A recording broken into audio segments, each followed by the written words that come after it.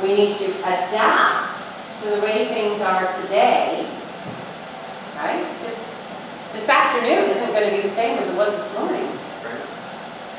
Because the world is always evolving.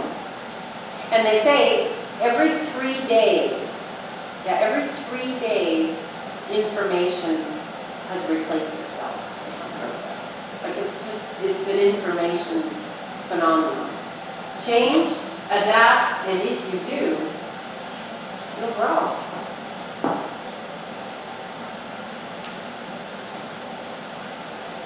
And you may be laying off people, and you may not be laying off people. You may be having them do something different. And you've already, when you get to that point that change is happening out there, if you don't adapt to that change, then you're going to cut off your arm. Well, I don't have any use for this arm anymore, so I'm just going to cut it off. Or why don't you say, well, you know what, I'm going to use this arm for this over here. So if you don't change with the change that's outside of you, and you don't adapt to that change, then you're not going to grow. But when change happens and you adapt to that change by changing your way of thinking, then you'll grow. And the others, that's not your concern. Right. Right? With these two people you talked about this morning, they're not your concern, but you're concerning yourself with their results and applying them to you. Yes. And I know you know that's silly, and I'm helping you to understand how that's silly. You're not doing a very good job. No? Geez, okay. So we have to spend some time one-on-one. Okay. Absolutely have to. You have to be willing to let it go, as you can do. I understand the letting go process. I'm having a hard time understanding this growth. And I strived for 23 years to continue to grow the business in other avenues, other directions, multiple departments.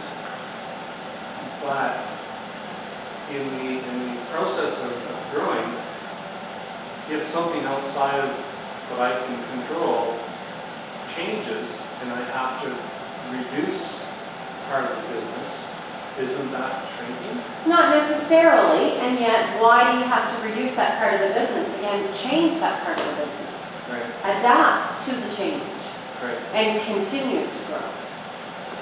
But that's what you've seen as being the only option, or the other option. One option is to continue trying to force things, right? You're control-driven. So trying to control things, well, it's not there. The demand for your services is there. That's what I'm saying. Where is there a demand? Look outside of that and see where there is a demand. And it could be in Northern Ontario, or it could be in Nunavut, or it could be in Spain. But you see, no, we've got to do it my way. I just want to stay at home. I don't want to leave my environment. I like where I am. Yeah, you can like where you are and go there too.